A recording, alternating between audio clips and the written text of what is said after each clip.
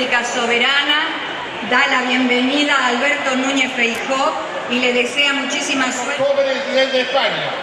Los primeros sobres serán repartidos seguramente a partir del martes que viene, o sea, pasado mañana. Y como de costumbre, haremos su aplauso.